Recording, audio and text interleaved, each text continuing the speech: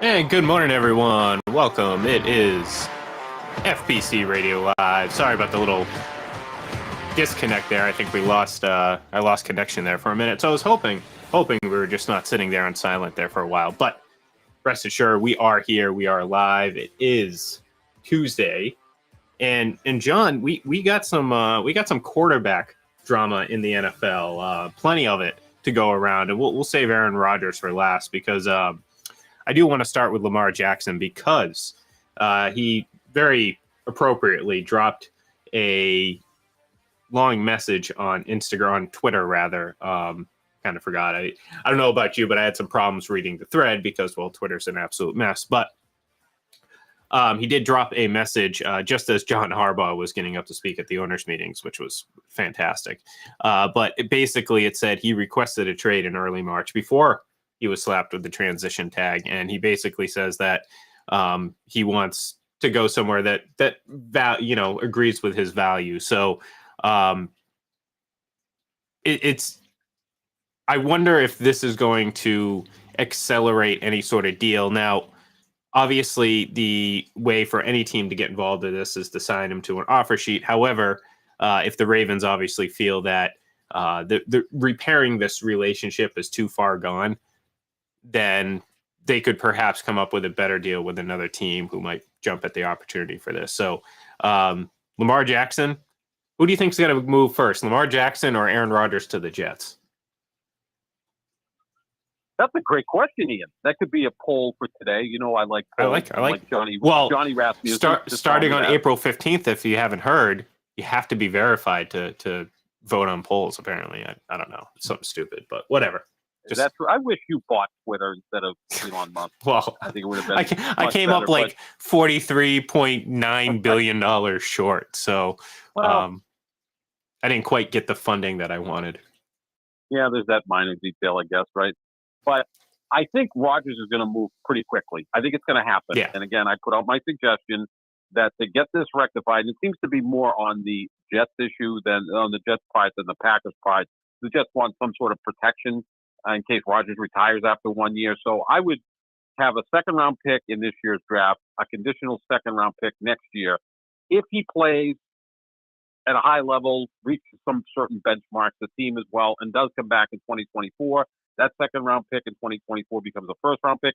If he retires after 1 year, it becomes a third-round pick. That should get it done. But I think in terms of Lamar Jackson, it's a little bit more complicated because it's going to be a new contract. You already have an existing contract with Aaron Rodgers, so you already know the parameters. And he wants to play in New York. So all of those details seem to be worked out at this point.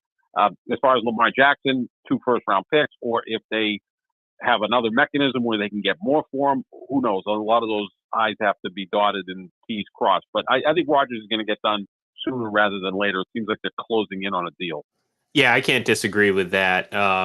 It is fascinating, though, to see that the idea of Lamar Jackson moving seems more of a likelihood at this point than it did maybe a few months ago, where it seemed like, yeah, they were at an impasse, but eventually these things get solved. If you believe Meek Mill, John, Lamar Jackson wants to go to. Do you? Okay, all right, well, fair enough. Yeah, I didn't know you guys were so close. Well, we are. Anyways, if you believe him, Lamar Jackson wants to play in New England. Now, look, obviously that set off a bit of a firestorm of opinion when it comes to what the Patriots should do. And look, it's not as easy as just going out and replacing Mac Jones with Lamar Jackson. Now, obviously, Lamar Jackson's won an MVP. Lamar Jackson obviously has done a lot more in this league, and you can very much argue that he's a better quarterback, no doubt about it. But you've already brought up the money aspect of it. And look, I do think that there is a slight concern for a player who's struggled to finish the last couple seasons. And I know it's not, maybe I'm overreacting here, but I feel like teams that are, because again, going back to the price tag, teams that are going to want to or need to invest that type of capital in a player, I don't know. It seems mean, we don't know what the parameters are in this discussion. We've heard one thing, that the Ravens offered Lamar Jackson this amount, but Lamar Jackson says they haven't even come close to that amount, and he said he reports are that he wants this guarantee, and reports are that he wants this. You know what I mean? So we don't really know exactly what the money is and how far apart these two parties are. So if you're a team looking to acquire Lamar Jackson, the talent's there, the appeal is there. But at the end of the day, he hasn't stayed healthy, and he's 0-1 in the playoffs. So usually, and the Deshaun Watson thing just threw all this quarterback money out of whack. I mean, it's not going to come back from that. So it's unreasonable to think that players are going to get fully guaranteed contracts in the NFL. I mean, should it happen? Yeah, absolutely. But based on the economy of the NFL as it stands, that's just not going to happen. And I think owners are pushing back on that a little bit. But at the same time, you're still going to have to give him a lot of guaranteed money and a very big deal. So, would the Patriots want to do that? I don't know. You could argue they had a chance to, they could have drafted him if they wanted to. Back when Brady was obviously still on the team, and look, I mean, hindsight is 2020. Maybe they do, maybe they don't. Who knows? Obviously, that probably means Brady moves on sooner rather than later. But at the same time, you have an opportunity to maybe go out and get him again, and add him to your roster, and maybe that costs a first round pick or two, or maybe the Ravens are content with taking back your young quarterback and Mac Jones. I don't know. Do I want to do it? I mean, really, John, I mean, you would have to get the absolute best out of Lamar Jackson. And I don't know. Honestly, I don't know. Okay, I would do it. First of all, as far as the injury concerns, we both kind of agree that he made a business decision late last year to maybe not come back, that maybe he could have come back but decided not to because there were some issues with the Baltimore Ravens. Now, that's going to set off some red flags with any team that's looking to acquire him. They're going to probably ask him, did you make a business decision at the end of last year? And he's going to say, yes. Okay, that's going to be good in terms of his health, but maybe not so good in terms of his commitment to the sport, the team, which I don't question because I think he's all in on football. I think Lamar Jackson is a football junkie. He wants to win. He plays hard. He's, gotten better as a pure passer. So all of that, I think he's right up on board with. As far as the first-round pick, I mean, the last 6 first-round picks of the New England Patriots have been Dominic Easley, Malcolm Brown, Isaiah Wynn, Sony Michel, Mac Jones, and Cole Strange. I would trade all 6 of those guys for Lamar Jackson, let alone 2 of them. So the first-round picks, the back against those, that's kind of puzzling to me because we saw Russell Wilson go from Seattle to Denver for more than that. We saw Deshaun Watson go from Houston to Cleveland for more than that. Now, maybe they overpaid for those guys and then had to overpay them literally with those contracts. So those are some issues. But I always felt this way, Ian, about salaries. Payroll to me is an investment, not just an expense. You bring in Lamar Jackson, just think of the excitement you create with the New England Patriots. Every kid from 16 years and younger would be walking around with a Lamar Jackson shirt on. That's going to bring dollars into the organization. Just the excitement because, we're at a time now the Bruins and Celtics are both on their way to probably or possibly winning championships. The Red Sox are kind of floating along, and the Patriots are at the lowest point we've really seen in over 20 years. This could kind of give some juice to the organization. And, maybe it's a case of a first and a third and Mac Jones. Could that work? I don't know, but I would be in favor. It would certainly be exciting and fun to watch. Yeah, I mean, look, like I said, I'm not arguing that he's not a better quarterback. And look, I mean, that's the thing, though. The honeymoon period would be very short-lived if they don't win games. So all that stuff that you're saying, is nice in principle, but there's still risks there if they don't win because, look, like I said, 1 playoff win in his career so far. And that's a bit concerning for when you're investing into a quarterback, because as we know, it's not just about physical talent and physical skill. It's what can you do when the pressure is highest. And right now there's, I'd say, some question of whether or not he can do it. And I think that's something that's legitimate because again, we haven't seen it yet. And maybe he just hasn't had enough opportunity. Obviously, only one playoff game, but he's been in the league since 2018, and he's only played one playoff game. So no, he's 1-3 in the playoffs. I'm sorry. Yeah, he's only got one win in the playoffs. Sorry, I misspoke. He's lost 3 other games. But the other thing too is he's 45-16 in the regular season. Oh, so sure. That's really impressive. And sure, you would think that with Bill Belichick, Billy O'Brien, that they could make him grow even more as a quarterback. And look. Absolutely. That part of it is probably something as well. So yeah, I think that's something that you can look forward to if it happens. I don't think it's going to happen because I don't see the Patriots committing $200 million to a quarterback. I mean, they nickel and dime Tom Brady every year. Unless now they just realize and that's part of it. Quarterback. And that's part of it too, And I mean, look, maybe maybe the philosophy has changed. You know what I mean? Like maybe you're sitting there saying like, okay, well, we've done this nickel and dime thing. We've gone the young quarterback route. We've taken the journeyman veteran, and clearly things are not the same without Tom Brady. And again, I mean, we're in this weird phase where a lot of Patriots fans are, criticizing Belichick, and I don't think the criticism is warranted because I'm sitting here thinking, well, obviously you lose the greatest quarterback of all time, your team's going to take a drastic step back. I don't care who the coach is, Like if Andy Reid was there, it's not going to be any different. And I think, there's always someone to blame or people feel there is a need to blame someone. The fact of the matter is they've gotten mediocre quarterback play the last 3 years. And look, I mean, Mac Jones' high point, is just above mediocrity. So it's not necessarily an insult because he's a young quarterback. You understand what I'm saying? Like, I'm not saying like Mac Jones is. They're not bad. It's not bad quarterback play, but it's mediocre. It's certainly far from what they expected. So if you have better quarterback play, guess what? You're going to start winning some games.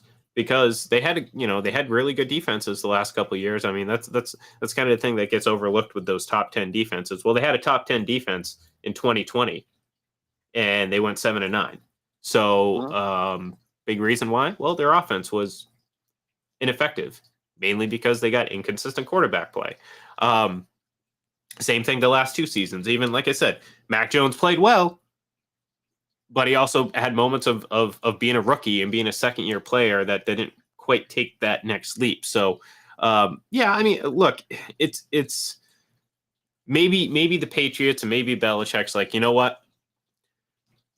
We gotta drastically upgrade the quarterback position, because then all of a sudden you look at what you have around you and it's not as bad. Right now you feel the need of, well, maybe we have to go out and add more talent around Mac Jones. With Lamar Jackson, you kind of think you might be all right with who you have with Juju Smith-Schuster and the running back group. But, however, it could also mean this might be the move that you need to make to go and get another guy like DeAndre Hopkins. That's the other guy that's in the mix right now. So maybe the Patriots decide, you know what? We're tired of the slow game. We're going to go for the big swing and make the move. Okay, sure. I'd be excited. I'd be very intrigued by it. But at that point, you really, really have to win. There's a lot of pressure to win on a lot of parties. Belichick, Lamar Jackson, the organization, because this is not a fan base that's just going to sit by and watch them make this type of move if they made it and watch them continue to struggle. Yeah, I think there's a lot of factors that go into this too. And again, Robert Kraft's a businessman, and I know the deadline for renewing season tickets is March 31st. What happens if 4,000 of those accounts don't renew for 2023? And I know they have a long waiting list, but that would be a sign that the fan base is very upset. Here's a scenario that I know you would like, though. The Patriots acquire Lamar Jackson, give him $220 million, $180 million guaranteed, and Tom Brady gets wind of this and is totally, PO'd, right? It's like I had to go in there every year and beg for $25 million, and now they're giving out a massive contract to a quarterback who's sensational but hasn't won anything. Tom Brady decides he's going to play in 2023, and he wants to play in Miami to play the Patriots twice and Aaron Rodgers twice and continue his dominance of Buffalo. I like that scenario. And I do. Look, I like any scenario that brings Tom Brady back from the retirement home, which I think he went to a little bit prematurely. If you've seen some of the pics that he posted on the beach, he looks more than ready to get out there and sling the ball again. And Joel asked, wouldn't a trade for Lamar Jackson require a drastic change in offensive play calling? I don't know, John, because this is they've been a very run heavy team. And with Lamar Jackson, you're just as focused on the run as you are the passing game. So maybe there's some change in what they do, but I don't know if it would be a drastic change, because again, Lamar Jackson likes to run the ball. Hell, he was the Ravens running game. Now he would come to a team that actually has a decent set of running backs and the ability to run the ball. So, look, and two good tight ends too, right? Yeah. He likes throwing to his tight ends. So he'd have two good tight ends there, and Hunter Henry and Mike Gesicki. So it would be exciting. I mean, what's happened now the last 3 years? The Patriots have become kind of boring, right? 25 and 26. Being taken off of primetime games, they're not the same as they were. Obviously, when you lose Brady, that's going to have that impact, but they're not as relevant as they used to be. Lamar Jackson makes them relevant. Yeah, and that's exactly where we're at right now. Do the Patriots want to kind of skip a couple steps and just go out and take a big swing? And look, it's a risk. There's no guarantee with all this. This isn't a sure thing. So again, there is no guarantee of success, but again, you massively probably upgrade your team at least next season. I couldn't imagine. This is assuming Lamar's healthy and end at his best. So, excuse me. Anyways, a lot of stuff going on. We talked a little bit about Rodgers and the Packers already, but excuse me. Sorry. A lot of you're getting choked up about your new favorite quarterback. I can sense it. Yeah, maybe I'm just getting exhausted talking about him every single day. But no, now you know how I feel after 15 years of this. Yeah, well, it can wear on you, just like it seems to have worn on Brian Gutekunst, or whatever the hell, however the hell you pronounce his name. Gutekunst, thank you. Brian Yeah, Gutekunst. Doesn't that fit Wisconsin Packers? Brian Gutekunst, right? I mean, that's like a perfect Wisconsin name. I was gonna say it sounds like some cheese company, you know what I mean, like something like whatever farms, Gutekunst. Yeah. The big cow on the front or something like that. I don't know. But anyways, there were some obviously Aaron Rodgers has been kind of playing the victim, so to speak, in this whole breakup with the Packers, or impending breakup, that rather. And look, I think there was a little bit to go, a little bit of blame to go across, and we know that Aaron Rodgers is dramatic, but if you believe one of the reports that came out, and again, I mean, you have to take these little tidbits with a grain of salt, and always be skeptical of these reports. But there was a report that he and Matt LaFleur had weekly meetings, and sometimes Aaron Rodgers just didn't show up, and Matt LaFleur was left there alone. And look, I mean that we heard all these like little stupid stories with Brady coming out of New England, and we find out after the fact that like 80% of them were probably just not true, or like only a fraction of the truth. So again, like I said, take these stories with a little bit of skepticism. But I mean, at the same time, we talked about a lot last year how many times the Packers offense looked disjointed, confused, just kind of not with it. And when you connect the two dots, you can make an assumption that, yeah, you know what, maybe that had something to do with it. Maybe the lack of commitment and lack of consistency in the preparing week to week was an issue with the Packers, and it just kind of snowballed from the beginning of the season until the end. So maybe that was an issue, and it seems reasonable. And then you hear the GM talking about how they tried to get in contact with Aaron Rodgers, and he basically ghosted him, as the kids say. And it's a drama-filled end to a long relationship. Yeah, the Packers are doing what the Red Sox oftentimes do when a star leaves town. They steamroll them. Yep. Right? It's like I'm waiting for Bob Holler of the Globe to get involved in this story. Does Wisconsin have like one of those like whoever? Well, actually, again, the Packers don't have an owner, so maybe another business group is aligned very closely with the Packers. So yeah, probably right. Belgioso Cheese, which makes provolone cheese, is actually based in Wisconsin. So the Red Sox have always done that, and I think the Packers did it with Brett Favre. Like, there were a lot of leaks that came out once he left that, he wasn't a good teammate. He wasn't committed. Probably true. And I'm sure Aaron Rodgers blew off Matt LaFleur.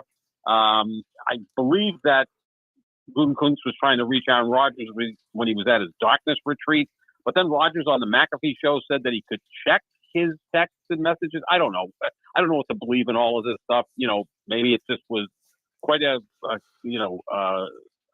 coincidence that this happened. When he was away, they were trying to reach him, and he had gone radio silent, and they didn't reach him, and they took it as, okay, it's time to move on from Aaron Rodgers. But, yeah, I mean, he wasn't committed last year. You could tell right from the get-go. I mean, his first pass of the year was dropped by Christian Watson. It would have been a 75-yard touchdown pass, and he just kind of looked up at the sky, or in that case, a dome, and just rolled his eyes, and it's like he's not into this year. You do notice by the end of the year he was starting to build up some rapport with Christian Watson. Maybe if he spent more time in the offseason after the draft trying to build some relationship with Christian Watson instead of waiting till training camp, maybe that relationship would have been more full-blown in October, and maybe they wouldn't have missed the playoffs. Yeah. And I do believe that once this deal is consummated, he will be fully committed to the Jets because, he is a spiteful guy. He seems to be playing this year out of spite more than anything. He was 90% certain that he was going to retire until he found out they wanted to move on from him. And he's like, I'm going to show you just out of spite that I'm going to play. Sir, what? A Seinfeld show. Well, yeah, I was going to say, why do you want to return this? Out of spite. Why do you want to return? Right. Out of spite.